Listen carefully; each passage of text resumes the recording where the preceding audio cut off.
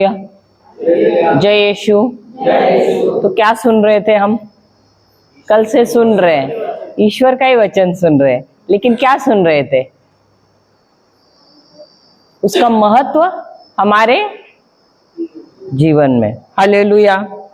अब ईश्वर का वचन तो हम सुन रहे थे, लेकिन और एक जरूरी बात है कि क्या हम जानते हैं हमारी पहचान क्या है? क्या आप जानते हो आप कौन हो? अगर ये सवाल मैं आपसे पूछ रही हूं, आप कौन हो, तो इसका उत्तर क्या है? ईश्वर का, सिर्फ उतना ही। आज हमारी हालत क्यों ये है? आप जानते हो क्यों? क्योंकि हम जानते नहीं है कि हम प्रभु यीशु क्रिस्त में कौन है। हालेलुया। इसीलिए थोड़ी सी कहीं भी थोड़ा अत्याचार होता है, कहीं कुछ हो जाता है, थोड़ी समस्या हमारे जीवन में आती है, थोड़ी बीमारी हमारे जीवन में आती है, क्या हो जाता है? हम पूरे के पूरे हिल जाते हैं। सही बात है। तो क्या हम एक विजयी जीवन जी रहे हैं या एक हारा हुआ जीवन जी रहे हैं?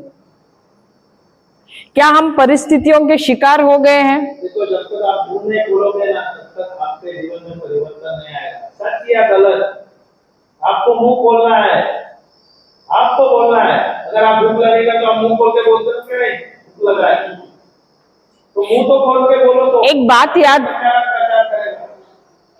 याद रखना है, जब ईश्वर ने हमको बनाया है, उन्होंने हमको एक सबसे सामर्थ्यवान चीज दिया है, या उसको वरदान कह सकते हैं। वो क्या है? शब्द बोलना। क्या? शब्द बोलना।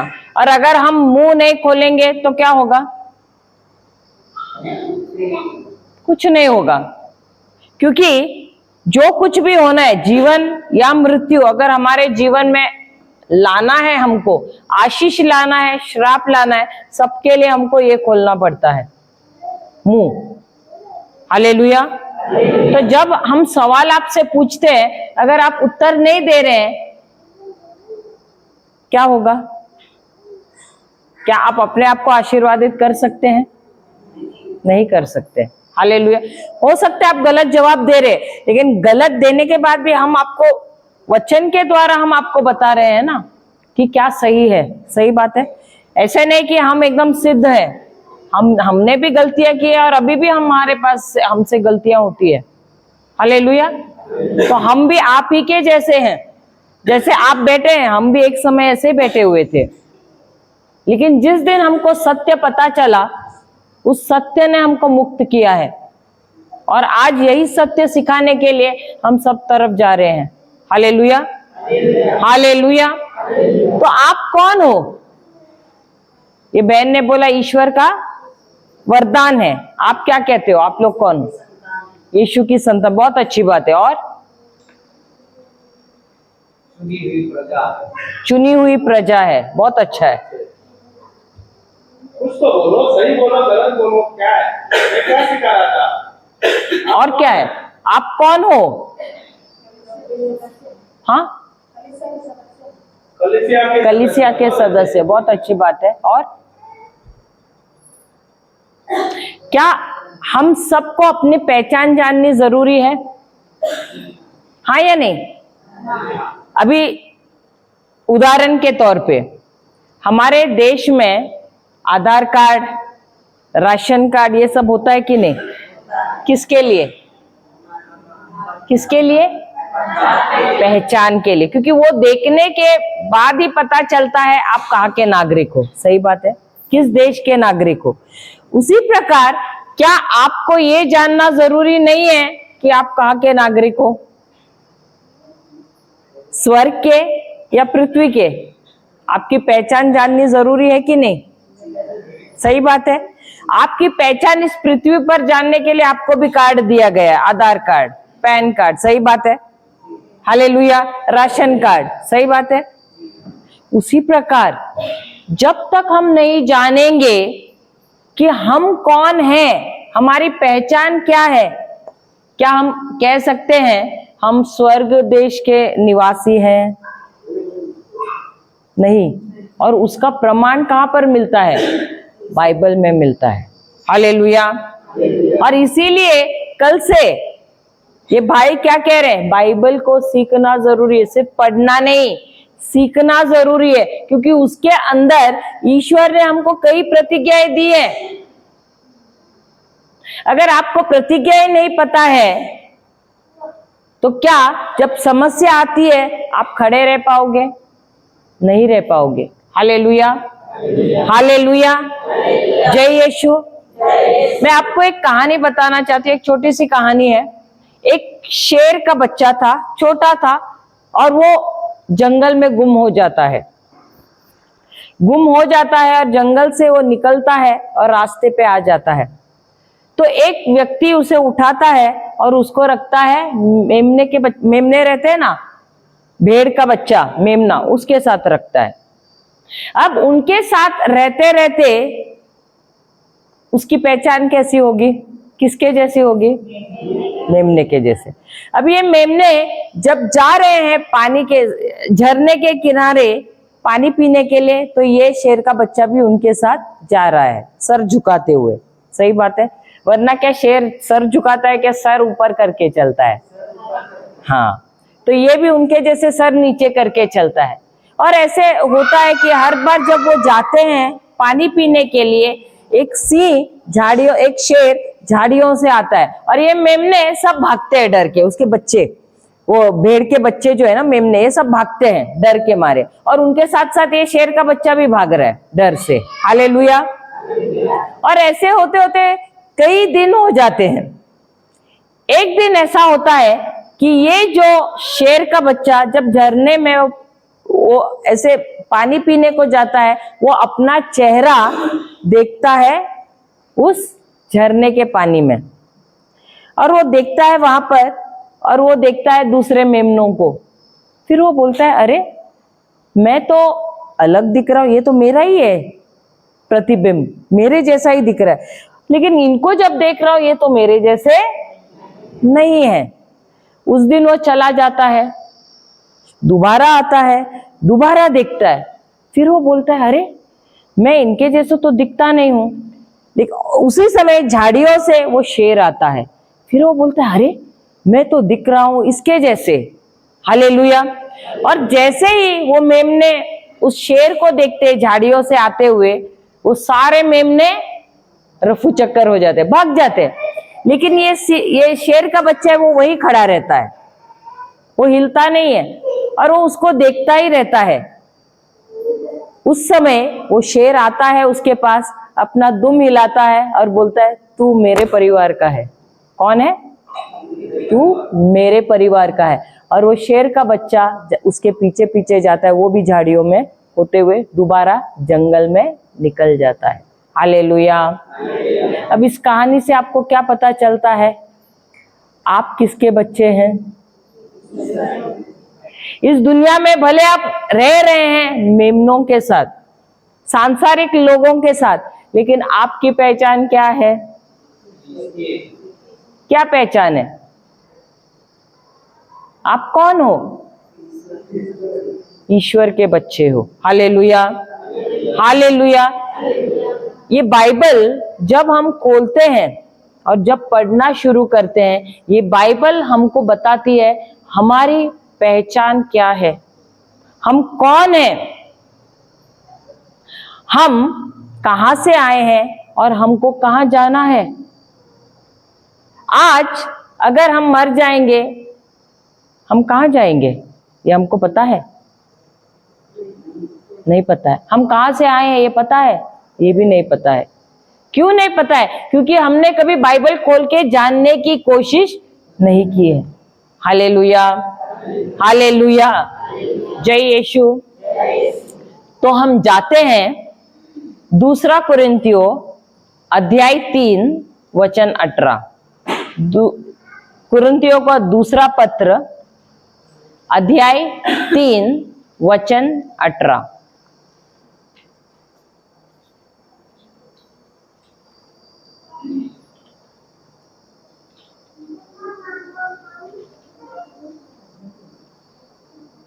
किसी को मिला? पढ़ना। जहाँ तक हम सबों का एक प्रश्न है, दूसरा कुरिन्थियों है ना, हाँ, जहां तक 18, जहां तक, सब साथ में बोलिए, हम सबों का प्रश्न है, हम सबों का प्रसंग है, प्रसन्न है, हमारे मुख पर पर्दा नहीं है, पर्दा नहीं है, और हम सब दर्पण की तरह प्रभु की महिमा प्रतिबिंबित करते हैं। Hallelujah, hallelujah. तो यहाँ पर वचन क्या कह रहा है, किसी को समझ में आया? दोबारा पढ़ना। जहाँ तक हम सबों का प्रश्न है, जहां तक हम सबों का प्रसन्न है, हमारे मुख पर पर्दा नहीं है, हमारे मुख पर पर्दा नहीं है, और हम सब दर्पण की तरह प्रभु की महिमा प्रतिबिंबित करते हैं। हालेलुया, हालेलुया, जय यीशु।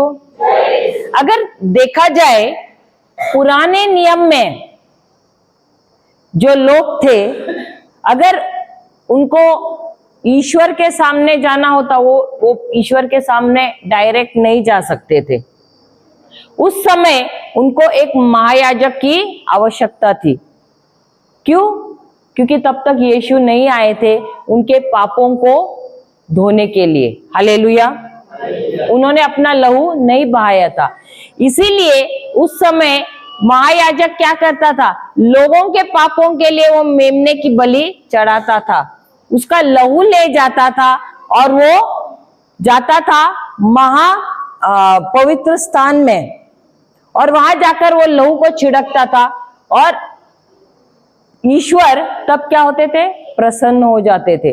उनके 1 साल के लिए उनके सारे पाप क्षमा हो जाते थे, यानी क्षमा नहीं, वो कवर हो जाते थे, ढक दिए जाते थे। हालेलुया।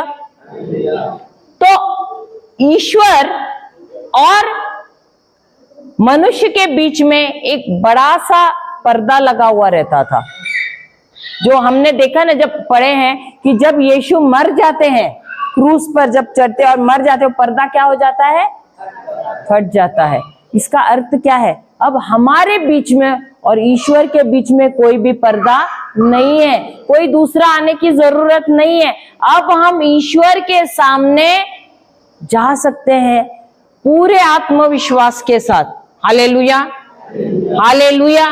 तो यही ये वचन कहता है, अब हमारे चेहरे पे अब कोई पर्दा नहीं है। क्यों? क्योंकि जो गुप्त की बातें थी, अब प्रभु ने हमको प्रज्ञा दी है और हमको प्रकाशन दिया है ताकि हम समझ सके वो बातें। पहले ये सारी बातें गुप्त थी और मनुष्य नहीं समझ पाता था। Hallelujah, hallelujah. तो अब ये वचन क्या कहता है, अब जो हमारे चेहरे पर जो पर्दा था, अब वो हट चुका है। वो पर्दा क्या है, जो चीजें हमसे गुप्त थी, वो अब गुप्त की बातें नहीं रही है। क्यों? क्योंकि अब प्रभु यीशु प्रकट हुए हैं और उनके द्वारा अब हमको सारी गुप्त बातें प्रभु ने बताई है। हालेलुया। कि यही है उद्धारकर्ता जो हमारे लिए इस संसार में आए हैं। Hallelujah, hallelujah. उसके बाद पढ़ना वो आगे, वही वचन 18 पढ़ना। जहाँ तक हम सबों का प्रश्न है, जहां तक हम सबों का प्रश्न है, हमारे मुख पर पर्दा नहीं है, हमारे मुख पर पर्दा नहीं है, और हम सब दर्पण की तरह, और हम सब दर्पण की तरह प्रभु की महिमा प्रतिबिंबित करते हैं। प्रभु की महिमा प्रतिबिंबित करते। तो अब हमारे चेहरे पे किसकी महिमा नजर आ रही है? प्रभु की महिमा। तो दर्पण, आप लोग सब दर्पण में देखते रहेंगे, शीशे में देखते रहेंगे ना, आईने में देखते होगे अपना चेहरा, सही बात है, हाँ या नहीं? हाँ या नहीं? रोज देखते होंगे, सुबह शाम देखते होंगे, सही बात है। और जैसे आईना दिखता है तो सबसे पहले जाके देखते होंगे ना कि मैं कैसी दिख रही हूं, सही बात है। तो वैसे ही जैसा हमारा चेहरा देखने के लिए हम आईने का इस्तेमाल करते हैं, उसी प्रकार हमारा आध्यात्मिक आईना कौन सा है? बाइबल है। ये आध्यात्मिक आईना हमारा चेहरा हमें नहीं दिखाता है, ये बाइबल हमको हमारा चेहरा नहीं दिखाता है, लेकिन ये बाइबल हमको दिखाता है कि आत्मा में हम कैसे हैं, हम कौन हैं। Hallelujah, hallelujah. हमारी आत्मा की अवस्था क्या है? हालेलुया। क्या हम आत्मा से मजबूत है या कमजोर है? Hallelujah, hallelujah. तो जब तक हम ये बाइबल को नहीं पढ़ेंगे, नहीं सीखेंगे, क्या हम जान पाएंगे हमारे आत्मा की हालत क्या है? नहीं। और इसीलिए ये आईना है। जिस प्रकार आप समय बिताते हैं आईने में, सही तरीके से बाल बनाते हैं, सिंदूर लगाते हैं, लिपस्टिक लगाते हैं, पार्टी को जाना है तो सही बात है, पाउडर लगाते हैं, मेकअप करते हैं, साड़ी पहनने के बाद भी देखते हैं, सही बात है, मुझे अच्छा दिखना है, सुंदर दिखना है। तो ये शरीर को हम सुंदर दिखना चाहिए, इसलिए बहुत सारी चीजें करते हैं। और हम आईने में भी देखते हैं क्या हम अच्छे दिख रहे हैं कि नहीं। लेकिन क्या ये आईना असलियत दिखाता है, हमको सच्चाई दिखाता है? क्यों नहीं दिखाता है? वो आईना हमको, क्या आपने खुद ने अब आईने में अपने आप को देखा है कि नहीं? देखे है ना? क्या वो आईना सत्य बात दिखाता है कि नहीं? हाँ, क्या दिखाता है फिर? हाँ, वही बोल रहे, बाहरी रूप जो दिखाता है क्या वो सचमुच का दिखाता है? क्या वही आप हो? वो आपका प्रतिबिंब दिखाता है। वो आईने में जो दिख रहा है वो आप नहीं हो, आप तो साक्षात जो खड़े वो हो, लेकिन आईना आपको क्या दिखाता है? आपका प्रतिबिंब दिखाता है। हालेलुया। और जब आप वो देखते हो उसके अनुसार आप क्या करते हो? बदलाव लाते हो अपने अंदर, सही बात है। वैसे ये वचन क्या कहता है? जब हम ये महिमा पूर्व हम ये वचन को हम देखते हैं, तो ये वचन जब हम सीख रहे हैं, ये वचन हमको बताता है हमारे आत्मा में क्या खामियां हैं, क्या कमियां हैं। हालेलुया। और उसके अनुसार हमको क्या करना है? बदलाव लाना है। Hallelujah, hallelujah. क्यों? क्योंकि जब तक हम बदलाव नहीं लाएंगे क्या हम ईश्वर के जैसे बनेंगे? नहीं। तो जब हम बदलाव लाते हैं हमारे जीवन में वचन के अनुसार, ईश्वर क्या करता है? हमको एक महिमा से दूसरे महिमा में ले जाता है। Hallelujah, hallelujah. क्या आपको जिंदगी भर ऐसा ही रहना है? वैसे के वैसे परिस्थिति में रहना है? हारा हुआ जीवन जीना है? असफल जीवन जीना है? आपको परिस्थितियों का शिकार होते रहना है? अगर नहीं रहना है तो क्या करना है? सबसे पहले जानना है बाइबल में क्या लिखा है आपके बारे में। हालेलुया। क्योंकि ये एक प्रेम पत्र है जो प्रभु यीशु के लहू द्वारा ईश्वर ने लिखा है हम सबके लिए। हालेलुया। और जब हम इसको सीखते हैं, उसी की वजह से हमारे जीवन में बदलाव आना शुरू होता है। मुझे मालूम है, मैं जब शुरू करने से पहले या प्रचार करने को निकलने से पहले मेरा जीवन कैसा था? मेरे हाथ में माइक भी मैं नहीं उठा पाती थी, इतनी शर्म आती थी, किसी के आंखों में आंख डाल के खड़ा रहने की आदत नहीं थी, मैं देखती ही नहीं थी, किसी की चेहरे की तरफ भी नहीं देखती थी, सर नीचे करके चलना था। हालेलुया। तो ये परिवर्तन कैसे हुआ? दो शब्द अगर मुझे बोलना, मैं ऐसे कभी खड़ा नहीं रह पाती थी, ऐसे आमने सामने खड़ा रह के बात करना मुझे बहुत मुश्किल था। तो ये बदलाव किसने लाया? ये वचन ने लाया। जिस दिन ये वचन में अंदर लेने लगी, मैंने कुछ नहीं किया, लेकिन इस वचन ने मेरे अंदर बदलाव लाया। मैं कुछ भी चीजों को हाथ लगाती थी, असफल होती थी। हालेलुया। नुकसान होता था। लेकिन जब बाइबल मिला, उसका वचन मिला, मैंने देखा कि मुझे ज्यादा कुछ मेहनत हम करते थे, लेकिन मेहनत करने के बाद भी असफल रहते थे। आप भी बहुत मेहनत करते होंगे, लेकिन हाथ में रुपये नहीं टिक रहे हैं, असफलता हो रही है। सही बात है। क्यों? क्योंकि वचन नहीं है। हमारे जीवन में कुछ भी बरकत होना है, कुछ भी अच्छाई आनी है, आशीषें आनी है, तो सबसे पहले वचन का हमारे जीवन में रहना बहुत बहुत बहुत आवश्यक है। हालेलुया, हालेलुया, जय यीशु। और ये वचन हमको दिखाता है हमारे जीवन में क्या कमियां हैं और हमको कैसे उसको सुधारना है। तो जब ये वचन को मैंने ग्रहण किया, उसको सीखने लगी, उस पर मनन चिंतन, वचन एक एक वचन लेकर मैं मनन चिंतन करने लगी। मैं ही नहीं, मेरे पति भी, उनको भी लाखों का कर्जा था उन पर भी। जैसे हमारी शादी हुई, उनकी नौकरी निकल गई और लाखों का कर्जा हो गया। और उसी साल बच्ची का भी जन्म हुआ। हालेलुया। पर हमको मालूम नहीं था क्या था, क्योंकि मैं थोड़ा तो बाइबल पढ़ती थी, मेरे पति तो बिल्कुल ही वचन में नहीं थे। हालेलुया। वो अविश्वासियों के साथ घुल मिल जाते थे, उनके त्योहारों में वो सहभाग हो जाते थे। वो तो प्रेसिडेंट बन गए थे, नेता बन गए थे उनके त्योहारों में भाग लेने का और वो सब करने का।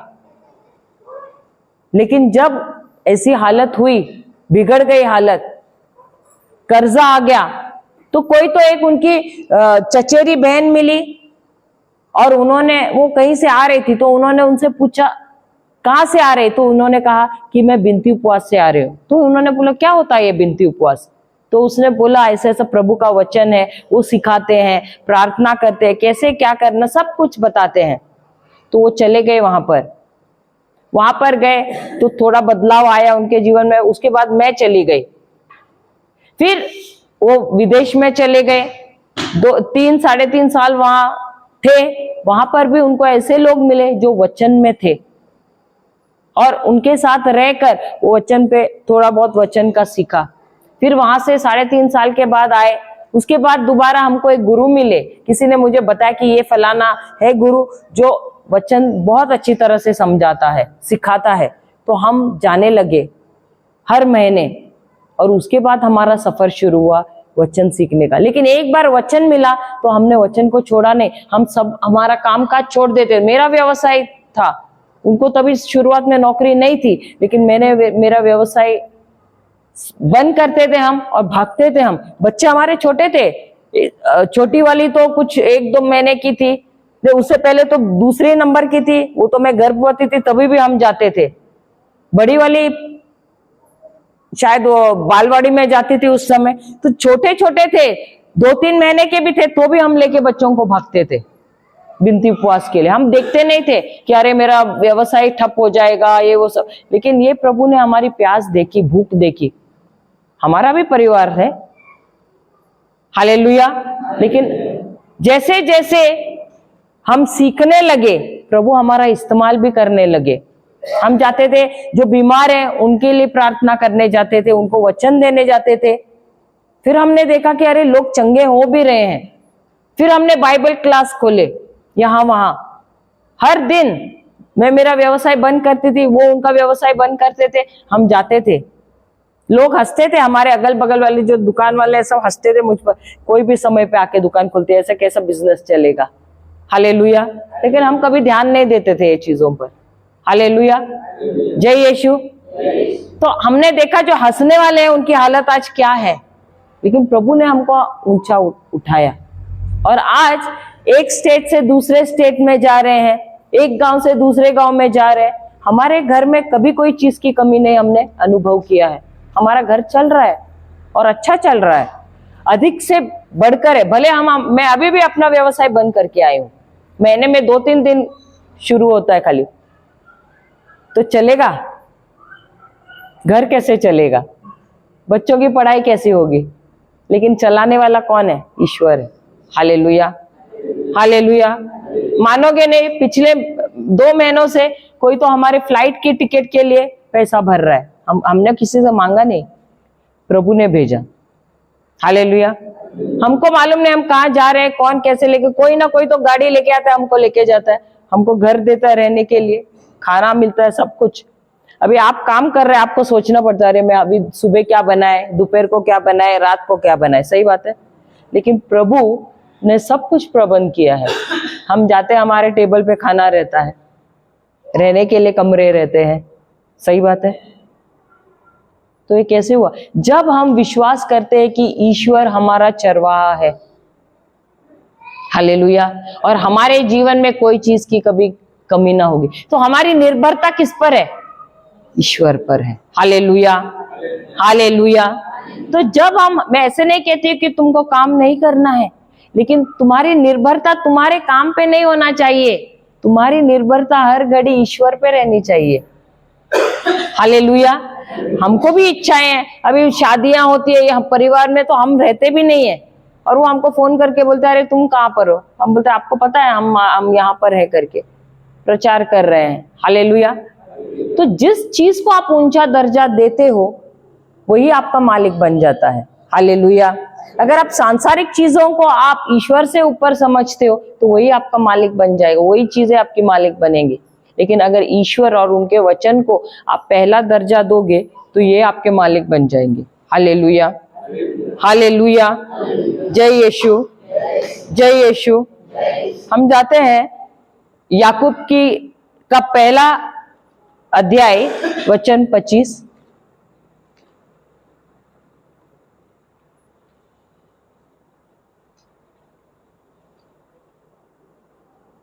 याकूब का पहला अध्याय वचन 25।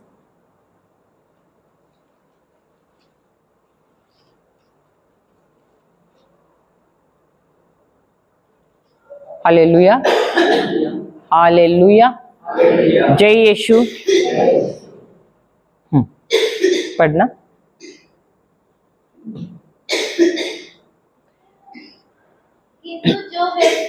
किंतु जो व्यक्ति उस संहिता को जो पूर्ण है और हमें स्वतंत्रता प्रदान करती है, और हमें स्वतंत्रता प्रदान करती है, ध्यान से देखता और उसका पालन करता है, और उसका पालन करता है, वह उस श्रोता के सदृश नहीं, वह उस श्रोता के सदृश नहीं जो तुरंत भूल जाता है, बल्कि वह कर्ता बन जाता। ये वचन क्या कहता है? अब बहुत सारे आए हैं यहाँ पर वचन सुनने के लिए, घर पर भी हम बाइबल पढ़ते हैं, चर्च में भी आते हैं। जब पाठ पढ़ा जाता है हम क्या करते हैं? सुनते हैं। तो सुनने के बाद हम क्या करते हैं? उसे याद रखते हैं या उसे भूल जाते हैं? यहां से बाहर जाने से पहले ही भूल जाते हैं। लेकिन वचन क्या कहते हैं? तुमको वैसा नहीं बनना है। जब हम आईने में देखते हैं क्या हम भूल जाते हैं हम कैसे दिखते हैं? आप भूल जाते हो कि आप कैसे दिखते हो? आईने में जब देखते हो तभी आप बराबर गौर से देखते हैं अपने चेहरे को, और अपने चेहरे को अगर किसी ने फोटो दिखाया तो बोले अरे ये तो मेरा फोटो है।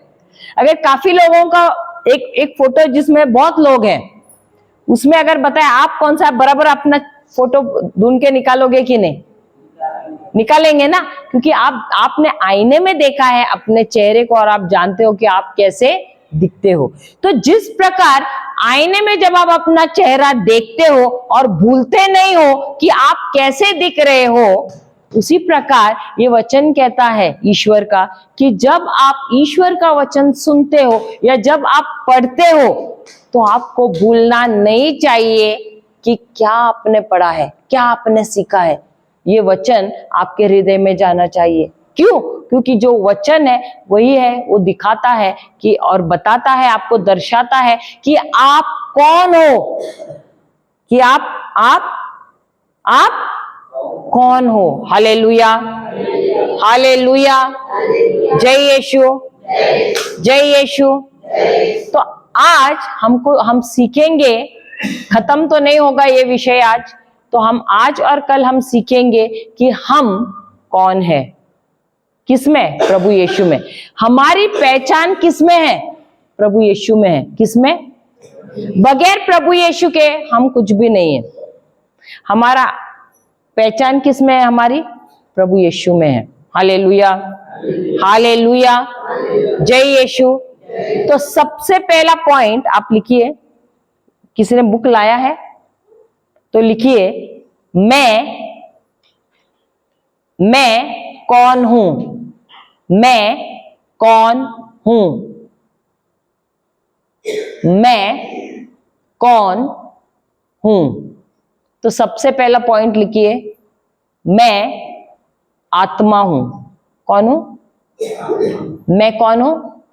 आत्मा हूं। हालेलुया। हम जाते हैं उत्पत्ति का ग्रंथ, अध्याय 1 वचन 26। उत्पत्ति 1 वचन 26।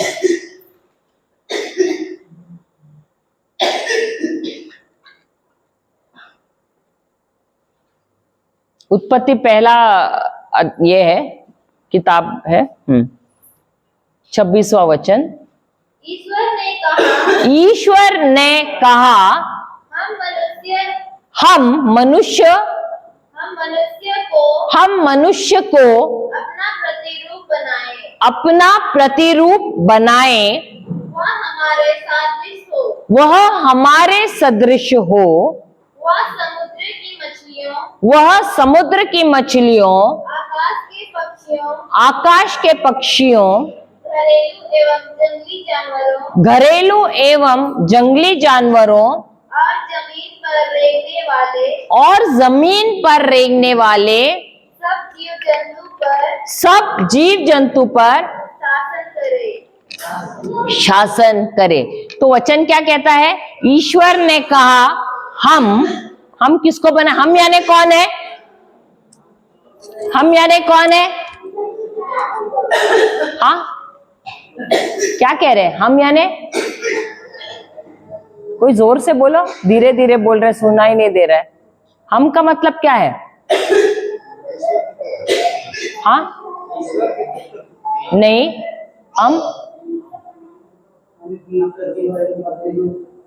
हम का मतलब है, यहां ईश्वर ने कहा हम मनुष्य को अपने, तो हम क्या है? कौन है? हम का मतलब है पिता, पुत्र और पवित्र आत्मा। तो पिता, पुत्र, पवित्र आत्मा सब एक साथ आए तीनों, और उन्होंने एक मीटिंग रखा और उन्होंने ये निर्णय लिया कि हम मनुष्य बनाए। किसको बनाए? हम मनुष्य बनाए। और उसको कैसे बनाए? अपने प्रतिरूप में। अब अपने प्रतिरूप का मतलब क्या है? हाँ, अपने जैसा का मतलब क्या है? हाँ, क्या बोले? किसने कहा? आत्मा। ठीक है, हम आत्मा में मनुष्य को कैसे बनाए? अपने जैसे बनाए। हालेलुया। तो क्या आप शरीर में ईश्वर जैसे हैं? हाँ या नहीं? आप शरीर में ईश्वर जैसे हैं? क्या आपने ईश्वर को देखा है? क्या आपकी आंख, नाक, कान ईश्वर जैसे है क्या? आपने देखा ही नहीं है ईश्वर को। सही बात है। तो ईश्वर कौन है? आत्मा है। ईश्वर कौन है? आत्मा है। और ईश्वर ने आत्मा में आपको और मुझे अपने जैसा बनाया है। Hallelujah, hallelujah. इसको और अच्छा जानने के लिए हम जाते हैं थेसलोनियों का पहला पत्र अध्याय 5, पीछे अध्याय 5 वचन 23। एक बात याद रखना है कि ईश्वर ने मनुष्य को अपने प्रतिरूप में बनाया है। सही बात है। तो इसका मतलब है जैसे ईश्वर पिता, पुत्र और पवित्र आत्मा, वो कौन है? तृतीय जीव है, तृतीय देव है। सही बात है। 3 जन है कि नहीं? सुनिए, ईश्वर एक है परंतु वो 3 जन है। हालेलुया। उसी प्रकार जब वो कहते हैं कि उन्होंने हमको अपने प्रतिरूप में बनाया तो उन्होंने हमको भी तृतीय जीव बनाया है। कैसे बनाया है? तृतीय जीव है, हम भी तृतीय जीव है। इसका सबूत मैं आपको दे रही हूं, पढ़ना शांति का 23वां 5:23 तेसलोनियो, पहला तेसलोनियो 5:23 मिला। 23वां पढ़ना। शांति का ईश्वर आप लोगों को पूर्ण रूप से पवित्र करे। आप लोगों का प्राण है, मन नहीं, प्राण, हाँ उसमें मन दिया है लेकिन प्राण है। फिर आत्मा तथा शरीर हमारे प्रभु ईसा मसीह के दिन निर्दोष पाए। वहां पर क्या दिया है? आप लोगों के प्राण, आत्मा और शरीर। लेकिन मनुष्य को जब ईश्वर ने बनाया उसको पहले आत्मा बनाया, आत्मा, प्राण और शरीर। तो क्या हम 3 भाग में है कि नहीं? शरीर वो भाग है जो नजर आता है, सही बात है। इसलिए हम अधिकतर समय किस में बिताते हैं? शारीरिक चीजें करने में, शरीर को सजाने में, सही बात है। लेकिन आप शरीर नहीं हो। आप, मैं दोबारा कहना चाहती हूँ, गौर से सुनना, आप शरीर नहीं हो। Hallelujah, hallelujah. ईश्वर ने हमको आत्मा दिया है। उस आत्मा के पास प्राण है और ये आत्मा इस शरीर में रहता है जो उसका घर है। तो ये शरीर घर है उस आत्मा का जो ईश्वर ने अपने प्रतिरूप में बनाया है। समझ में आया? जैसे आप एक घर में जाके रहते हो, मिट्टी का हो सकता है, सीमेंट का हो सकता है, सही बात है। उसी प्रकार जो आत्मा, जिस आत्मा के प्रतिरूप में ईश्वर ने हमको बनाया ना, इस आत्मा के लिए घर ईश्वर ने ये मिट्टी का बनाया हुआ है। समझ में आया? तो जो हमारे जीवन में जो महत्वपूर्ण जो चीज है वो क्या है? वो आत्मा है हमारा। हालेलुया। क्योंकि हमको ईश्वर ने आत्मा में अपने प्रतिरूप बनाया हुआ है। हालेलुया। और हमको उन्होंने एक प्राण दिया है। इस प्राण के अंदर मन है, इस प्राण के अंदर भावनाएं हैं, इस प्राण के अंदर 5 इंद्रियां हैं। Hallelujah, hallelujah. लेकिन सबसे अधिक महत्वपूर्ण है ये आत्मा, क्योंकि मरने के बाद या तो हम स्वर्ग या नर्क जाते हैं, या आत्मा या तो स्वर्ग जाता है या नर्क जाता है। मरने के बाद ये शरीर मिट्टी में मिल जाता है। हालेलुया। ये शरीर मिट्टी में मिल जाता है, इसलिए आप शारीरिक जीव नहीं है। Hallelujah, hallelujah. आपका आत्मा या तो स्वर्ग जाता है या नर्क जाता है। अगर आप यीशु में विश्वास करते हैं, आपका आत्मा यीशु के आत्मा के साथ जुड़ जाता है और आप स्वर्ग चले जाते हैं। लेकिन अगर आप यीशु में विश्वास नहीं करते हैं तो कहां जाओगे? नर्क जाओगे। हालेलुया। तो अधिक महत्वपूर्ण क्या है? आपका आत्मा है। और इसी आत्मा के पीछे शैतान भी है और इसी आत्मा के पीछे कौन है? ईश्वर भी है। Hallelujah, hallelujah. और इसीलिए वचन कहता है ईश्वर ने जब मनुष्य को बनाया उसने हमको उसके प्रतिरूप में बनाया है। अब कैसे पता? अब ये जो नाम आपका है, आपका नाम क्या है? हाँ, क्या क्या? पंखराज। ओके, पंखराज। तो ये नाम आपका शरीर का है, प्राण का है या आत्मा का है? कहाँ का है, किसका है? ठीक है, मैं आपको एक उदाहरण देती हूं। अभी कोई व्यक्ति बहुत ही बीमार है, उसे यहाँ होली क्रॉस हॉस्पिटल में एडमिट किया है, लेकिन वो 2 दिन में मर जाता है। जब उसको लाना है तो आप क्या उसको नाम से बुलाते हो या बोलते हो बॉडी को लाना है? उसके उस व्यक्ति का नाम, यानी गोपी समझो, गोपी के उस व्यक्ति का समझो नाम गोपी था, क्या आप बोलते हो गोपी को लाना है या उसके शरीर को लाना है? गोपी के लाश को लाना है बोलते हैं ना। मैंने तो कम से कम शरीर बोला, आप तो सीधा लाश ही बोल दिए। हालेलुया। हाँ, हालेलुया, हालेलुया। मरने के बाद इतनी भी बेइज्जती है अच्छी नहीं है।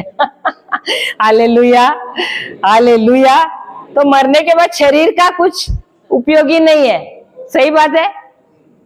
वो भले शरीर दिखने में उस व्यक्ति जैसा ही है, लेकिन मरने के बाद उसका कुछ कीमत है क्या? नहीं है। उसको उठाते और डाल देते गड्ढे में, सही बात है, सही बात है। तो मरने के बाद क्यों उसको नाम से नहीं बुलाते? क्यों बोलते हो कि अरे उसका लाश है? क्योंकि वो नाम उसका शरीर का है ही नहीं, वो नाम उसके आत्मा का है। इसलिए जो नाम आपका है ना, आपका शरीर का नहीं है।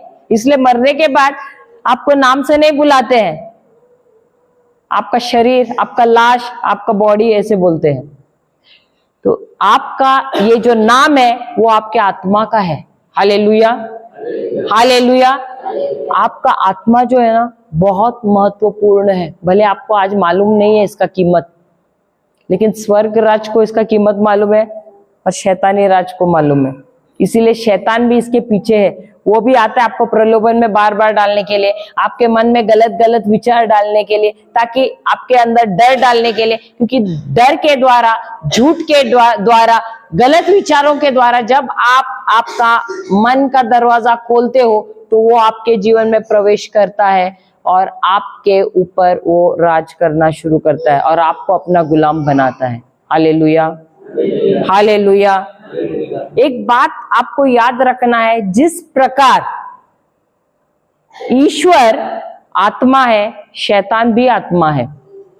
ईश्वर के पास शरीर नहीं है, उसी प्रकार शैतान के पास भी शरीर नहीं है। Hallelujah, hallelujah. इसीलिए जब आदम ने आज्ञा का पालन नहीं किया और वो उसको ईश्वर ने अदन की वाटिका से निकाला, सही बात है, वो शैतान का गुलाम बना। हालेलुया, गौर से सुनना, वो शैतान का गुलाम बन गया। देखो, जिसकी भी आज्ञा आप मानते हो उसके आप गुलाम बन जाते हो, सही बात है।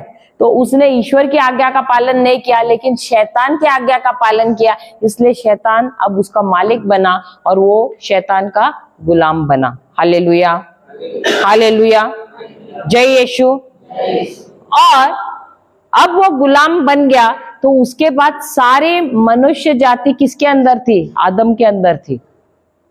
उससे ही तो आए ना हम सब, सही बात है। तो हम सब कहाँ थे जब उसने आज्ञा का पालन नहीं किया? हम सब उसी के अंदर थे। और इसीलिए जब उसने वो गुलाम बन गया शैतान का, वो पाप का स्वभाव उसके अंदर आया और मृत्यु आई, श्राप आया। और यही उसके बाद जो संतान आई, पाप, श्राप, मृत्यु उसके जीवन में आया। हालेलुया। अब ईश्वर ने आदम और एवा को वादा दिया कि वह अपने पुत्र को भेजेगा, सही बात है, हाँ या नहीं? लेकिन क्या वो भेज पाए? जल्दी से भेज पाए? नहीं। क्यों नहीं भेज पाए? क्योंकि उनको ऐसा कोई नहीं मिला जो उनकी योजनाओं में शामिल हो जाएगा। हालेलुया। और ईश्वर क्योंकि आत्मा है, वो इस पृथ्वी पर नहीं आ सकते हैं। क्योंकि इस पृथ्वी पर अगर किसी को आना है, उसके पास शरीर होना जरूरी है। हालेलुया। बगैर शरीर का कोई आ सकता है क्या? आप देख पाओगे क्या उसको? वो यहाँ पर राज कर पाएगा क्या? नहीं। तो इस पृथ्वी पर आना है, इस पृथ्वी पर चलना है, इस पृथ्वी पर कार्य करना है, तो आपको शरीर की आवश्यकता है। हालेलुया, बहुत बहुत आवश्यकता है। इसीलिए ईश्वर को मरियम के पास, माता मरियम के पास भेजना पड़ा अपने दूत को, और उनसे अनुमति मांगनी पड़ी कि क्या तुम ईश्वर के पुत्र की मां बनने के लिए तैयार हो? हालेलुया। और जब उसने हाँ कहा, स्वीकृति दी, तब, और उसने वो संदेश लिया। वो संदेश क्या था? ईश्वर का वचन था। वो शुक्राणु बना, वो बीज बना, जो जिसके द्वारा जब उसने वो बीज, वो वचन लिया और उस पे मनन चिंतन करने लगी, पवित्र आत्मा उसके पर छाया और वो गर्भवती बनी। और इसलिए उसका गर्भ धारण करने के लिए कोई पुरुष शामिल नहीं था, क्योंकि पाप आता है पुरुष के द्वारा। और इसीलिए पवित्र आत्मा की जब उसके ऊपर छाया तब वो गर्भवती बनी। तो यीशु को भी अगर इस दुनिया में आना है, इस पृथ्वी पर आना है, उनको भी शरीर की आवश्यकता थी। देखो, ये शरीर इस पृथ्वी पर जीने के लिए बहुत बहुत बहुत आवश्यक है। Hallelujah, hallelujah. इसीलिए शैतान क्या करता है? उसको शरीर की आवश्यकता है। हालेलुया। आपके अंदर प्रवेश करने के लिए वो डर का इस्तेमाल करेगा, और जब आप डरोगे आपके अंदर गलत गुस्सा, नफरत, अक्षमा, जलन, द्वेष, ये स्वार्थ, ये सारी चीजें, घमंड, ये सारी चीजें आपके अंदर वो डालेगा विचारों के द्वारा। और जब आप उन्हें स्वीकार करते हैं, वो आपके अंदर प्रवेश करेगा और वो राज करना शुरू करेगा। हालेलुया, हालेलुया, जय यीशु। लेकिन जब आप उसको ठुकराते हैं और आप वचन को लेते हैं, वचन के ऊपर मनन चिंतन करते हैं, वचन को लेकर आप उसके ऊपर खड़े रहते हैं, दिन रात उस पे आप लगे रहते हैं सीखने में, तब आपके अंदर आता है, आपके अंदर कौन राज कर रहा है? अब पवित्र आत्मा। हालेलुया, ईश्वर का आत्मा। Hallelujah, hallelujah. तो आपके आत्मा के अंदर अब कौन है? ईश्वर का आत्मा है या शैतानी आत्मा है? तो ये आप कैसे जान पाओगे? जब तक आपको वचन नहीं मालूम है, उसका ज्ञान नहीं है, क्या आप जान पाओगे? नहीं जान पाओगे। आप भले चिल्लाओगे, नहीं मेरे अंदर ईश्वर का आत्मा है, लेकिन आपके पास वचन ही नहीं है, तो कैसे? क्या प्रमाण है? क्या सबूत है? तो सबूत रहना जरूरी है कि नहीं? जिस प्रकार आप कोर्ट में जाते हो, केस लड़ते हो, सही बात है। अब अगर समझो किसी ने खून किया है, तो सबूत दिखाना पड़ता है कि नहीं? नहीं तो खूनी बोलेगा सबूत नहीं है तो मैं हत्यारा नहीं हूं, सबूत दिखाओ भाई। सही बात है। तो जब कोर्ट में सबूत दिखाते हैं, प्रमाण दिखाते हैं कि अरे ये चाकू से, इसके ऊपर, चाकू के ऊपर उसकी उंगलियों के निशान है, और ये खून का या उसके बाल, ये सब चीजों का है निशान, तब उसको पकड़ते हैं और उसको सजा दी जाती है। हालेलुया। उसी प्रकार आपके पास ईश्वरीय राज्य का सबूत होना बहुत जरूरी है, जानने के लिए कि आप ईश्वर के राज्य के नागरिक हो। और ये सबूत आपको कौन देता है? बाइबल देता है। ये बाइबल कहता है कि आप एक आत्मिक जीव हो, आत्मा हो। ये कैसे पता चलता है? अब मैंने आपको प्रमाण दिखाया। पहला पत्र थिस्सलुनीयों का 5वां अध्याय 23वां वचन। हालेलुया, हालेलुया, जय यीशु। तो हर एक चीज के लिए सबूत होना बहुत जरूरी है कि नहीं? अब तक आपको मालूम नहीं था, लेकिन आगे से, आज से जरूरी है कि नहीं बाइबल सीखना? रोज आपको क्या करना है? साथ में परिवार के साथ मिलके बाइबल पढ़ना, उसके वचन पर अध्ययन करना, उसके ऊपर मनन चिंतन करना जरूरी है। Hallelujah, hallelujah. तो सबसे पहले हमने क्या सीखा? आप कौन हो? एक आत्मिक जीव हो। और इस आत्मा के अंदर क्या है? इस आत्मा के अंदर ईश्वर ने अपना विश्वास कूट कूट के भरा हुआ है। क्या है इसके अंदर? विश्वास है।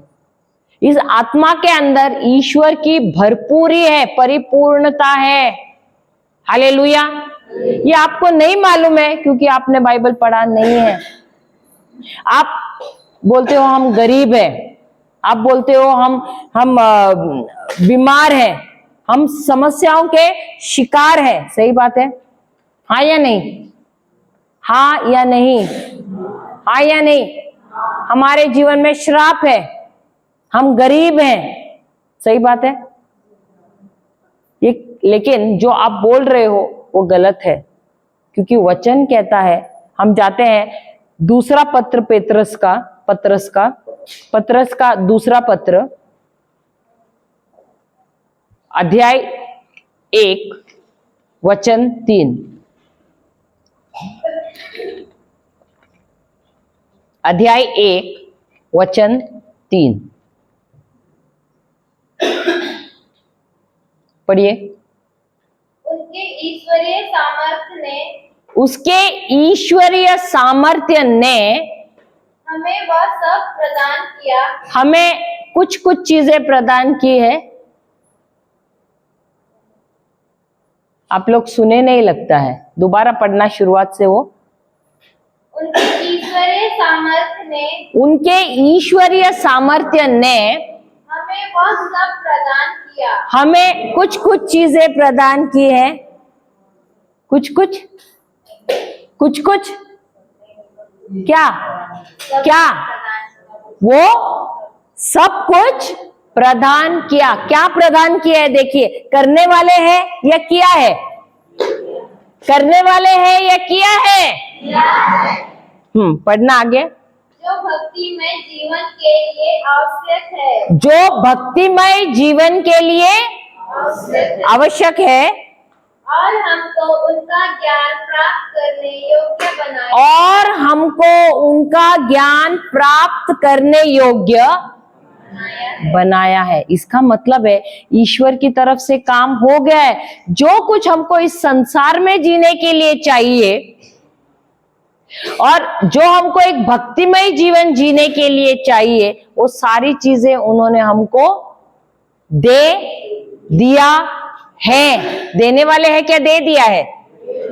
देने वाले हैं क्या? दे दिया है। तो जो यहाँ पर आपको जीवन जीने के लिए जो कुछ चाहिए उसका प्रबंध किया है कि नहीं? तो वो कहां पर है? कहां पर है? कहां पर है? कहां पर है? हमारी आत्मा में है।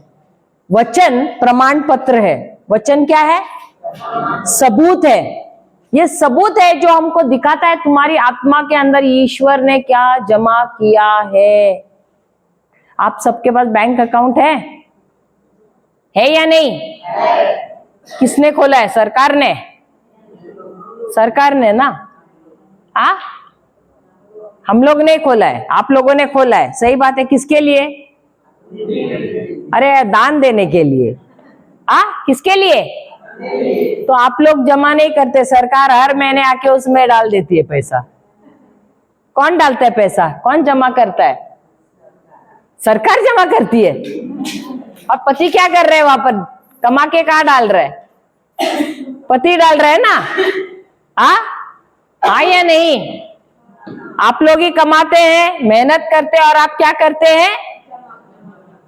सब नहीं डालते हैं, जो बचता है जाकर वहां जमा करते हैं। सही बात है। क्यों जमा करते हैं? भविष्य के लिए। यानी किस लिए? जब कोई संकट आ रहा है या जब कोई आपको जरूरत है तब कहाँ जाते? भीख मांगने, या आप जाते हैं वहां पर ये करने के लिए, वहां से निकालने के लिए? बैंक जाते हैं और वहां से निकालते हैं। सही बात है। हालेलुया, हालेलुया, जय यीशु, जय यीशु। तो सबके पास बैंक अकाउंट है। सही बात है। उसी प्रकार जो कुछ भी यीशु ने हमारे लिए उस क्रूस पे किया है, क्या किया है? पापों से क्षमा हमको दिया है। उन्होंने हमको बीमारियों से चंगाई दी है। उन्होंने हमको श्रापों से मुक्ति दी है। उन्होंने हमको आशीषें दी हैं। उन्होंने हमको समृद्धि दी है। उन्होंने हमको सारे बंधनों से मुक्ति दी है। ये सारी चीजें उन्होंने कहाँ जमा किया है?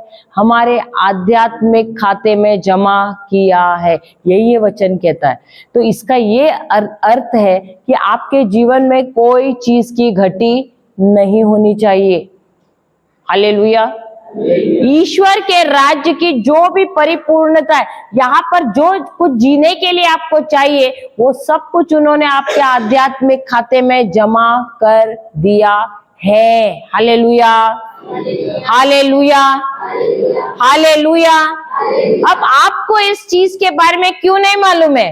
क्योंकि आपने कभी बाइबल खोला नहीं है और आपने कभी जानने की कोशिश नहीं की है। हालेलुया। तो ये आप कब जानोगे कि कि ईश्वर ने आपको क्या दिया है और कहाँ जमा किया है, जब आप बाइबल सीखना शुरू करेंगे। Hallelujah, hallelujah. हम भी नहीं जानते थे ये बात, और इसलिए हम भी संघर्ष कर रहे थे, हम भी कर्जों में थे, कुछ भी कर रहे थे, सफल नहीं हो रहे थे। Hallelujah, hallelujah.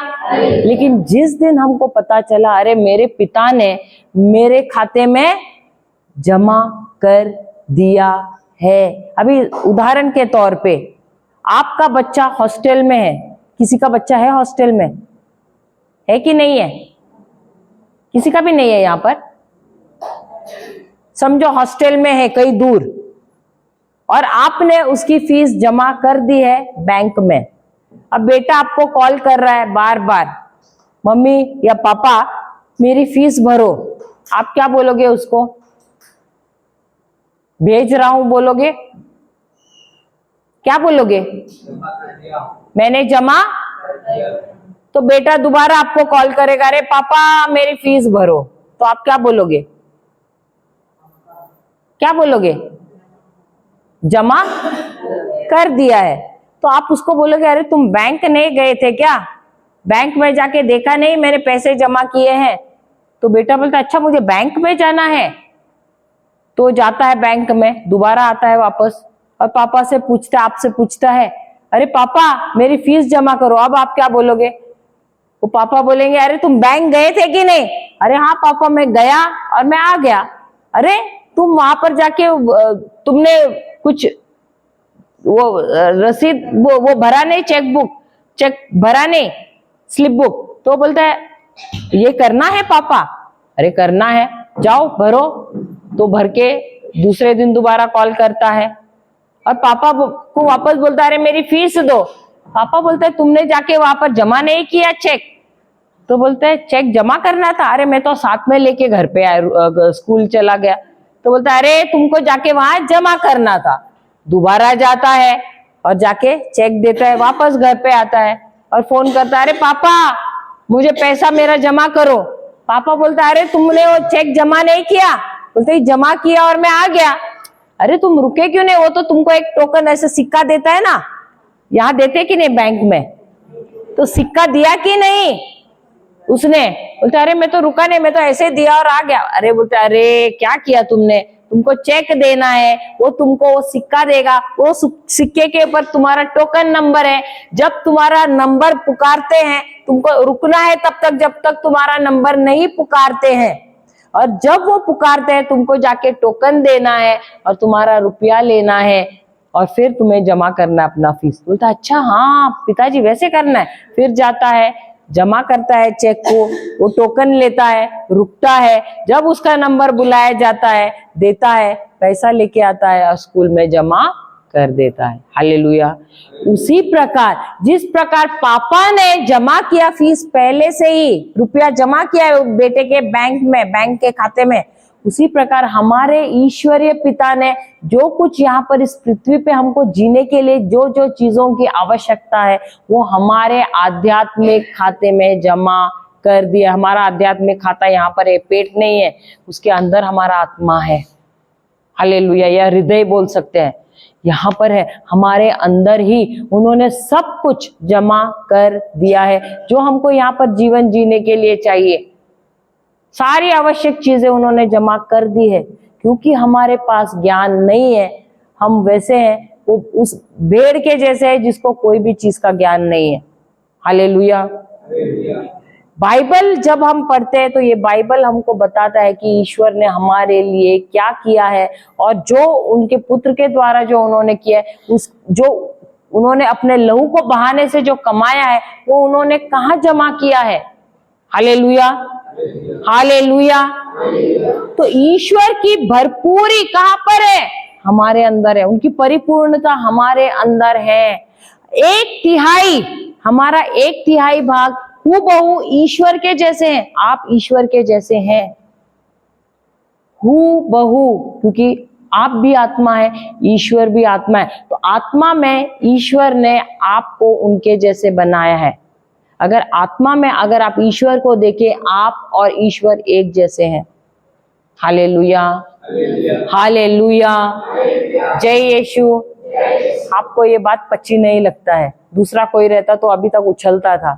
आत्मा में आप और ईश्वर हूबहू एक समान है।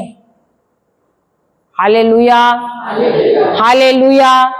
आपको अभी भी समझ में नहीं आया इसकी गहराई। आत्मा में आप है, शरीर, आप आत्मा है, प्राण है और शरीर है, लेकिन आत्मा 1/3 भाग, उस 1/3 भाग में आप ईश्वर जैसे हूबहू हैं। हालेलुया, एक जैसे हैं। आप में और ईश्वर में कोई अंतर नहीं है, कोई फर्क नहीं है। आप क्यों नहीं विश्वास कर रहे हैं पता है? क्योंकि आप अभी तक शरीर में हैं, आपकी सोच अभी तक वही पुरानी है, इसलिए आप सोच रहे कैसे हो सकता है, हम कैसे ईश्वर के जैसे हो सकते हैं। हमारे जीवन में इतनी सारी परिस्थितियां हैं। सही बात है, सही बात है। और इसीलिए आप इस बात में विश्वास नहीं कर पा रहे कि आप ईश्वर के जैसे आत्मा में एक समान है। Hallelujah, hallelujah. और ये इसलिए हो रहा है क्योंकि आप बाइबल पढ़ ही नहीं रहे हैं, और बाइबल पढ़ भी रहे हैं तो आप समझ नहीं पा रहे हैं। इसीलिए होशे की किताब अध्याय 4 पढ़ना, अध्याय 4 वचन 6 क्या बताता है? होशे पीछे, ये पीछे है ना, पुराने नियम में पीछे है। होशे की किताब अध्याय 4 वचन 6, होशे 4:6।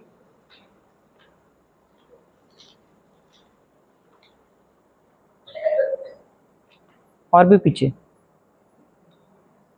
होशे की किताब अध्याय 4, नहीं तो मैं मेरे इसमें से पढ़ लूं क्योंकि समय ये हो रहा है, वेस्ट हो रहा है।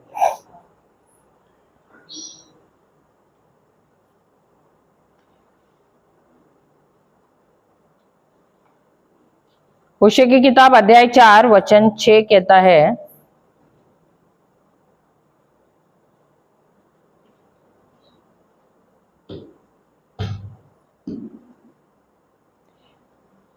मेरे ज्ञान के न होने से, पढ़ी बोलिए, मेरी प्रजा नाश हो गई। तूने मेरे ज्ञान को तुच्छ जाना है, इसलिए मैं तुझे अपना याजक रहने के अयोग्य ठहराऊंगा। Hallelujah, hallelujah. तो ईश्वर के लोगों का नाश क्यों हुआ है?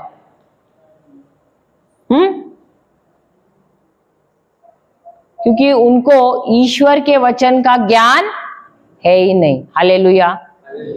आपका नाश क्यों हो रहा है? शैतान की वजह से? हाँ, आपका नाश क्यों हो रहा है? अगर आज भी आपको चुनना है सांसारिक चीजों के बीच में, आपके व्यवसाय के बीच में और ईश्वर के राज्य के बीच में, आप किसको चुनोगे? किसको?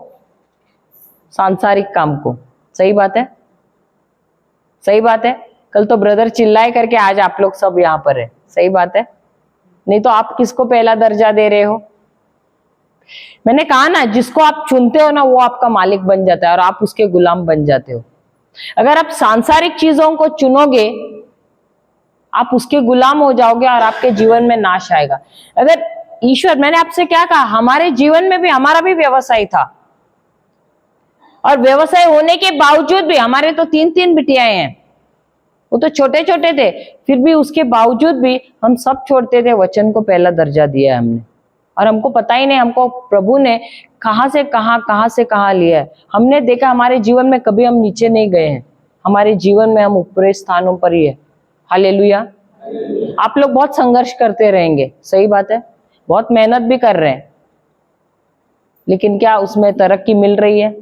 क्योंकि आपने जिसको ऊंचा दर्जा दिया है ना, वो आपका मालिक बन गया है और आप उसके गुलाम हो गए। जब आप ईश्वर को अपना मालिक बनाते हैं ना, वो आपको गुलाम नहीं बनाता है, वो आपको पुत्र बनाता है। क्या बनाता है? पुत्र बनाता है, वो गुलाम नहीं बनाता है। Hallelujah, hallelujah. और पुत्र कौन होता है? पुत्र कौन बनता है? वारिसदार बनता है। कौन बनता है? अपने बेटे को आप क्या अपना गुलाम बनाओगे? क्या बनाओगे? वारिसदार बनाओगे कि नहीं? अपने बच्चों को क्या बनाते हो आप? क्या बनाते हो आप? वारिसदार बनाते हो। Hallelujah, hallelujah. उसी प्रकार अगर आपने ईश्वर को पहला दर्जा दिया ना, आप वारिसदार बनोगे, क्योंकि आप पुत्र हैं। Hallelujah, hallelujah. यही ये वचन कहता है, होशे की किताब अध्याय 4:6, मेरे लोगों का नाश क्यों हुआ है? क्योंकि उन्होंने मेरे ज्ञान को ठुकराया है। यहां पर आप लोग क्यों आए हैं? ज्ञान के लिए। लेकिन अगर ज्ञान को ही ठुकराया, भले आप बैठे हैं यहाँ पर, लेकिन ध्यान, अरे अभी रात को जाके क्या पकाना है, तो बैठे तो शारीरिक रूप में यहाँ पर है, मन कहाँ पर है? मन तो घर पे। अरे मेरी गाय आई है कि नहीं पता नहीं, बेटे ने बांधा है कि नहीं, बकरियां पता नहीं कहाँ पर है, ध्यान कहाँ है? कहाँ है? ईश्वर के वचन पे है। तो कुछ होगा आपके जीवन में? नहीं होगा। Hallelujah, hallelujah. यही ये वचन कहता है, मेरे लोगों का नाश हुआ है, शैतान की वजह से नहीं। मेरे लोगों का नाश इसलिए हुआ है क्योंकि उनके पास ज्ञान नहीं है। ज्ञान क्या करता है? ज्ञान आपको जानकारी देता है सही और गलत का। Hallelujah, hallelujah. ज्ञान क्या करता है? आपको सही और गलत की जानकारी देता है। और जब आपको ये जानकारी मिलती है, इस जानकारी के द्वारा ही आप सही निर्णय लेते हैं। हालेलुया। अभी उदाहरण, आपको पता आप मेन रोड पे चल रहे हैं, यहां नहीं, समझो रांची गए या और कहीं, हाँ रायगढ़ गए, वहां आप गए मेन रोड पे, अभी आपको क्रॉस करना है, वहां सिग्नल होते हैं कि नहीं? लाल और हरी बत्ती। लाल बत्ती रहेगी तो इसका मतलब क्या है? हाँ, रुकना है। किसको रुकना है? आपको रुकना है या गाड़ी को रुकना है? गाड़ी को रुकना है। गाड़ी को रुकना है, आपको रुकना है, क्योंकि लाल किसकी निशानी है? खतरे की। सही बात है, तो गाड़ियां चलती है। हरी बत्ती आपको चलना है। तो अभी आपको ये जानकारी मिल गई कि लाल से आपको रुकना है क्योंकि गाड़ी चलती है, और हरी से आपको चलना है और गाड़ी को रुकना है। तो जब आपको क्रॉस करना है रास्ता और लाल बत्ती है, तो आप क्रॉस करोगे क्या? और क्रॉस भी अगर करना है तो सबसे पहले आप देखोगे दाएं और बाएं, गाड़ी आ रही है कि नहीं, नहीं तो क्या होगा? डिशुम हो जाएगा कि नहीं? फिर आपको कहाँ एडमिट करना पड़ेगा? अस्पताल में। Hallelujah, hallelujah.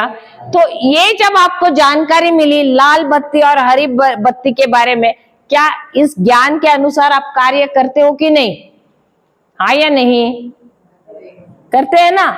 वैसे ही जब ईश्वर का वचन आप सुनते हो, ये ईश्वर का वचन आपको क्या दे रहा है? जानकारी दे रहा है। हालेलुया, सही और गलत के बारे में। और जब आपको सही और गलत मालूम है, अब आपको चुनाव करना आसान हो जाता है आपके जीवन में। हालेलुया। हम यहाँ क्या करने आए हैं? हम आपको जानकारी देने आए हैं, आपको ज्ञान देने। हम नहीं दे रहे, लेकिन पवित्र आत्मा दे रहा है हमारे द्वारा। हालेलुया, हालेलुया, जय यीशु। और जब आपको ये ज्ञान मिलता है, उसके बाद आप परीक्षा आती है आपके जीवन में। हालेलुया। जिस प्रकार एक बच्चा स्कूल जाता है, स्कूल में उसको सिखाने के बाद, उसको जानकारी देने के बाद, टीचर जानना चाहती है कितना समझा है, इसलिए वो परीक्षा रखती है कि नहीं? क्यों परीक्षा रखती है? कितना समझा है ये बच्चा, ये जानने के लिए। और जो समझा है उसके अनुसार वो बच्चा लिखता है कि नहीं? और वैसे ही जो लिखा है उसके अनुसार या तो पास होता है या तो फेल हो जाता है। हालेलुया। उसी प्रकार हमारे जीवन में जब जानकारी मिलती है, हमारे जीवन में हमको समझदारी मिलती है, हमारी भी परीक्षा होती है। हालेलुया। तो कितना वचन हमने समझा है, उसके अनुसार हम क्या करते हैं? उसके अनुसार कार्य करते हैं तो हम पास होते हैं या तो हम फेल हो जाते हैं। हालेलुया। तो जो आप यहाँ पर सुनने आए हैं आपको तो बहुत ध्यान से सुनना है। हालेलुया। सिर्फ शरीर से यहाँ बैठे रहोगे और ध्यान कहीं और रखोगे, कुछ फायदा होने वाला है, लाभ आने वाला आपके जीवन में नहीं आएगा। हालेलुया। उससे तो फिर आप घर पे बैठो वो ज्यादा अच्छा है। Hallelujah, hallelujah. तो प्रभु क्या कह रहे, मेरे लोगों का नाश क्यों हुआ है? क्योंकि उन्होंने मेरे ज्ञान को ठुकराया है, उन्होंने सांसारिक चीजों को अधिक महत्व दिया है मेरे वचन से भी और मुझसे भी। हालेलुया। आज भी अगर आपको चुनना है, हर घड़ी आपको सबसे पहले तुलना करना है। मैं बोलती हूँ आप सबको सतर्क रहना और ध्यान देना। आपके जीवन में हर घड़ी आपको चुनाव करना रहता है, सही और बुरे के बीच में, ईश्वर का राज्य और शैतानी राज्य के बीच में या सांसारिक राज्य के बीच में।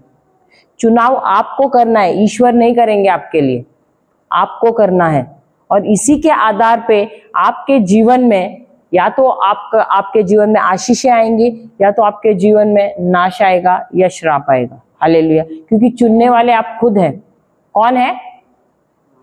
आप खुद हैं। हालेलुया। तो जब ईश्वर ने कहा कि हम उत्पत्ति का ग्रंथ दोबारा जाना, पहला अध्याय 26वां वचन,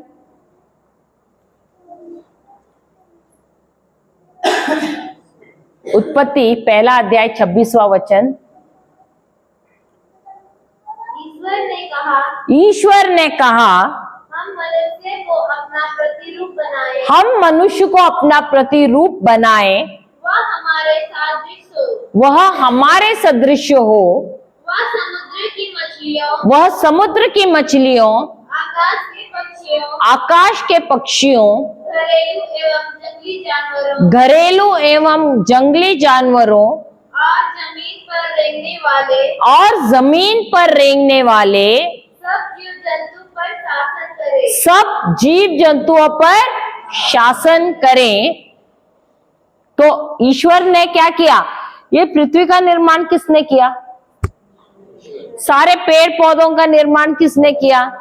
सारे पहाड़, आसमान, तारे और सूरज, चंद्र, सबका किसने ये किया निर्माण? सब कुछ का निर्माण किसने किया? ईश्वर ने किया। और जब उन्होंने निर्माण किया, उन्होंने स्वर्ग का भी निर्माण किया, पृथ्वी का भी निर्माण किया और पृथ्वी में जो कुछ भी है उसका भी निर्माण उन्होंने किया। और आखिरी दिन यानी छठे दिन उन्होंने किसको बनाया? मनुष्य को बनाया। हालेलुया।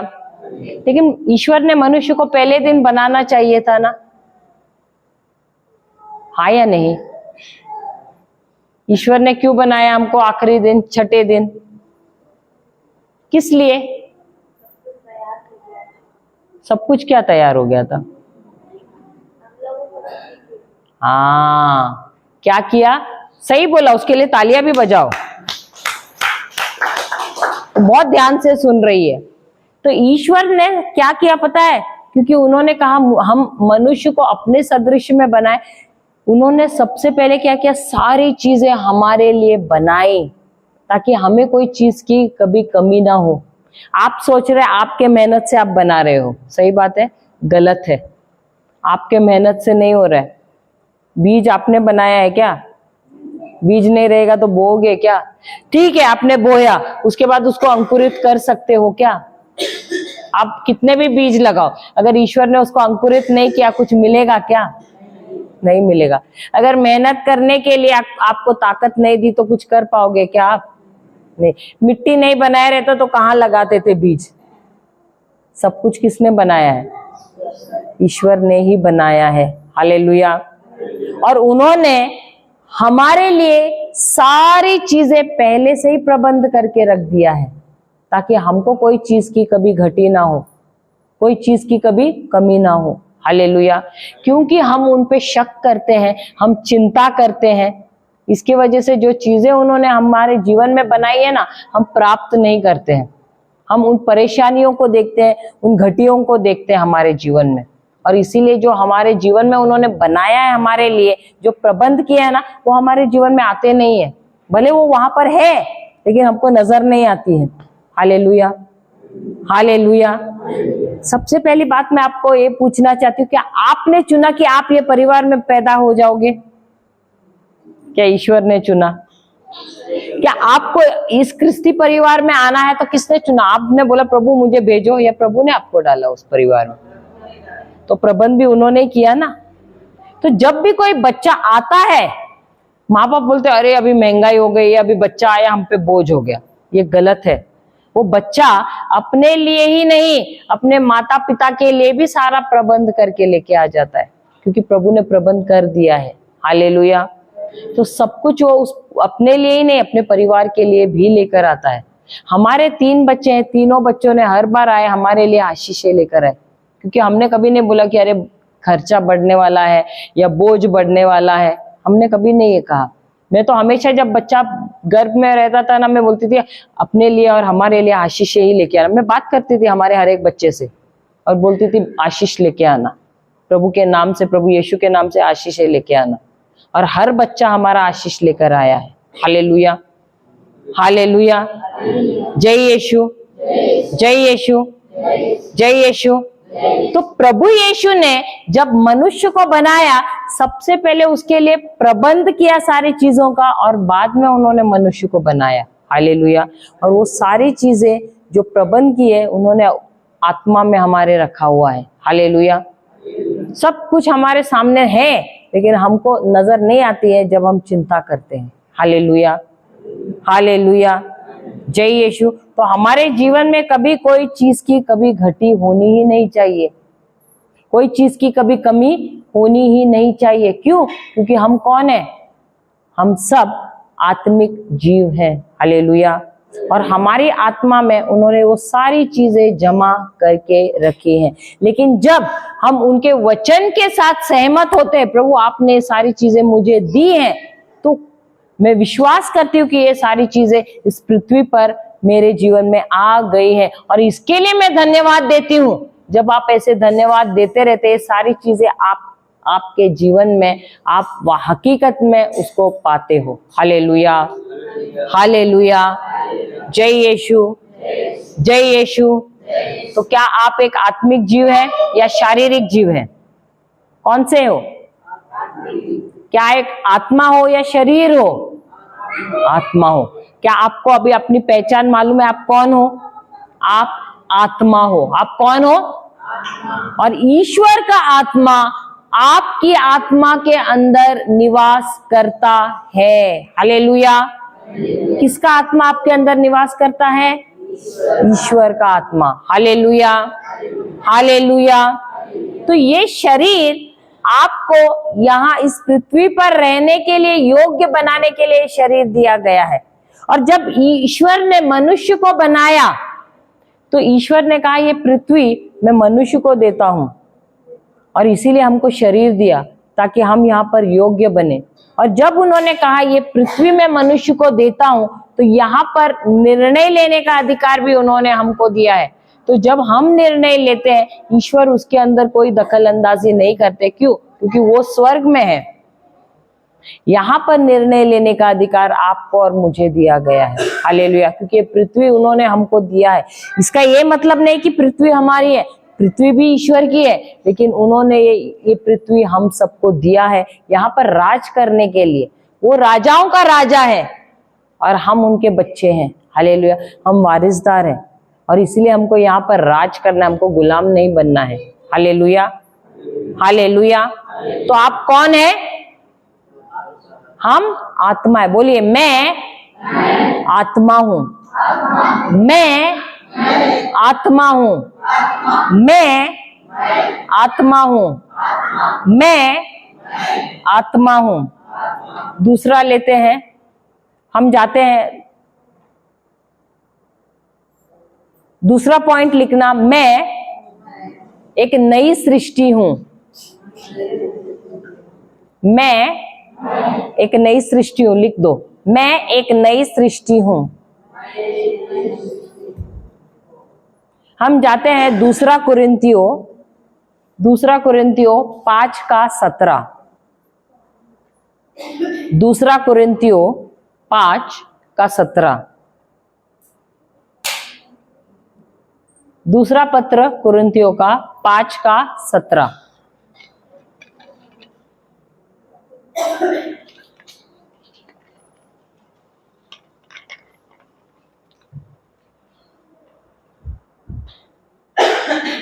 पढ़ना।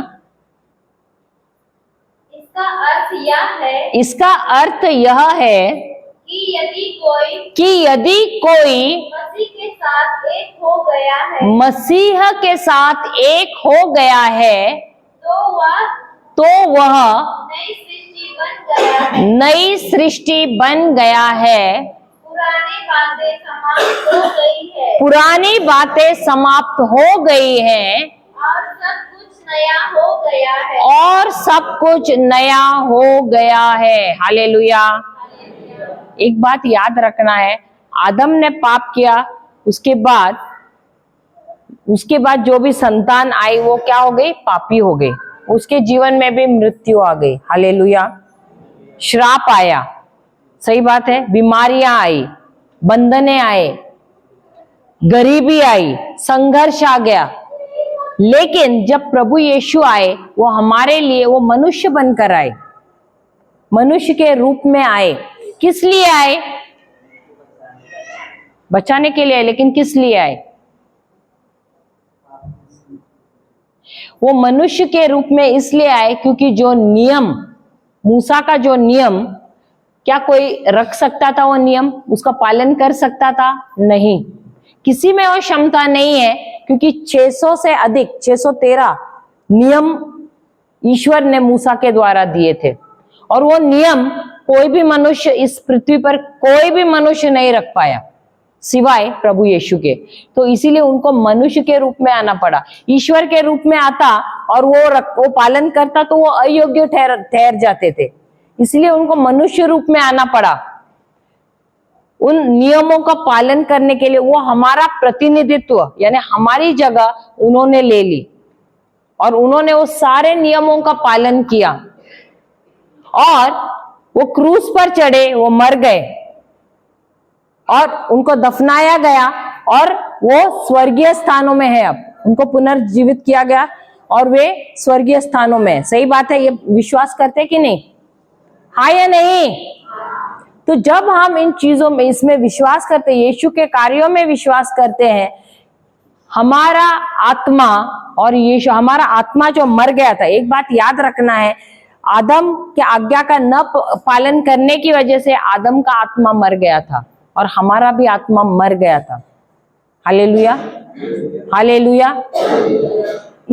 इसकी वजह से जब यीशु के कार्यों में जब हम विश्वास करते हैं और हम कबूल करते हैं कि प्रभु यीशु आप ही मेरे जीवन के मसीह हैं, आप ही मेरे जीवन के प्रभु हैं, आप ही मेरे जीवन के ईश्वर हैं, तो यीशु का आत्मा और मेरा आत्मा एक हो जाता है। हालेलुया, एक हो जाता है, जुड़ जाता है। और मेरा आत्मा जो मरा हुआ था, आपका आत्मा जो मरा हुआ था, वो अब क्या हो जाता है? पुनर्जीवित हो जाता है। हालेलुया।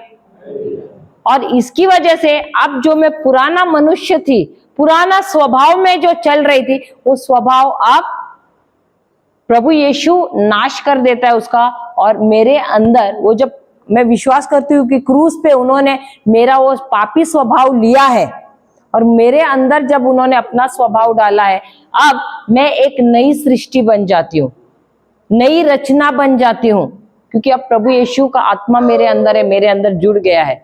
तो अब मैं एक नई बन जाती हूँ। तो आप बोलोगे नई बन गई हूं, लेकिन मैं पहले मोटी थी तो अभी भी मोटी हूं, मैं पहले पतली थी तो अभी भी पतली हूं। तो ये बदलाव जो आया है वो मेरे शरीर में नहीं या मेरे मन में नहीं। अगर आप पहले से चीजें भूल रही हैं तो नई सृष्टि बनने के बाद भी भूल सकते हो, लेकिन जैसे जैसे वचन आप सीख रहे हो उसके अंदर आपके मन में बदलाव आता है। हालेलुया। ये मन आप बदल सकते हो प्रभु का वचन सीख कर, तो ये मन भी नया हो जाता है। लेकिन आत्मा में सबसे पहले हम जब यीशु में विश्वास करते हैं और मुंह खोल के कबूल करते हैं, सब मिलके बोलिए, हे प्रभु यीशु मैं विश्वास करती हूँ कि आप मेरे लिए इस पृथ्वी पर आए मनुष्य के रूप में। विश्वास के साथ बोलना, क्योंकि जो बोल रहे हो विश्वास से नहीं बोलोगे तो कोई फायदा नहीं है। तोते के जैसे नहीं बोलना है, विश्वास करते हुए, आंख बंद करके ध्यान देते हुए मुंह से घोषणा करो, मुंह खोलते हुए बोलो, हे प्रभु यीशु, मैं विश्वास करती हूँ कि आप मनुष्य के रूप में मेरे लिए इस पृथ्वी पर आए और आपने मेरे लिए बहुत सारे अत्याचार सहन किए। आपको कोड़ों से मारा गया, आपको कांटों का मुकुट चढ़ाया गया, आपको क्रूस पर चढ़ाया गया, आप मर गए, आपको दफनाया गया, तीसरे दिन पवित्र आत्मा के सामर्थ्य से आपको पुनर्जीवित किया गया। आप स्वर्गीय स्थानों में गए, आप पिता के दाहिने हाथ पर बैठे हैं, मेरे लिए मध्यस्थ कर रहे हैं। हे पिता परमेश्वर, मैं घोषणा करती हूँ कि प्रभु यीशु ही मेरे जीवन के प्रभु हैं, ईश्वर हैं और मसीह है। मेरा और कोई प्रभु नहीं है। यीशु, आप ही मेरे प्रभु हैं, आप ही मेरे ईश्वर हैं, आप ही मेरे मसीह हैं। धन्यवाद प्रभु यीशु। अब आपने क्या किया? आंखें खोलिए। अब आपने क्या किया? आपने प्रभु यीशु को अपने जीवन का प्रभु करके आपने स्वीकारा और घोषणा किया। आपने उनको अपना मसीहा करके पुकारा, अपना ईश्वर करके पुकारा। अब क्या हुआ? आपका जो मरा हुआ जो आत्मा था, आपका मरा हुआ का मतलब क्या है? आप जुदा हो गए उनसे। आप और उनके बीच का रिश्ता नहीं था आदम के पाप के वजह से। अब क्या हो गया? ये रिश्ता दोबारा बन गया, आप जुड़ गए उनके साथ। अब वो आपके प्रभु हैं, आप उनके राज्य के कौन बन गए? वारिसदार बन गए। उन्होंने आपको गोद लिया है अपने राज्य में। हालेलुया। आप एक नई सृष्टि बन गए। आपकी आत्मा में आप एक नई सृष्टि बन गए हैं। ये कहाँ है? कहाँ से आप बने? आत्मा से, शरीर से नहीं या मन से नहीं, लेकिन आत्मा से आप एक बहुत ही नई, संपूर्ण नई सृष्टि बने हुए हैं। Hallelujah, hallelujah. बोलिए, मैं एक नई सृष्टि हूं प्रभु यीशु के द्वारा। जो कुछ भी पुराना था मेरे जीवन से पूरी तरह से निकल गया है और मैं आत्मा में नई बन गई हूं। धन्यवाद प्रभु यीशु, धन्यवाद प्रभु यीशु आपके इस बलिदान के लिए। Hallelujah, hallelujah. जय यीशु। हम सब आंखें बंद करते हैं, प्रभु यीशु से धन्यवाद देते प्रभु को। प्रभु धन्यवाद देते हैं कि आपने इस प्रचार को इतना सरल बनाया, अच्छे उदाहरणों के द्वारा और गवाहियों के द्वारा। और प्रभु धन्यवाद देते कि जो हमने सीखा है वो हम कभी भूले नहीं, परंतु हम इसे याद रखें और इसका हम अभ्यास करें। और धन्यवाद देते कि इसकी क्षमता आपने हमको दी है करके। ये प्रार्थना हम करते हैं प्रभु यीशु के नाम से। आमेन, आमेन और आमेन। जय यीशु, जय यीशु।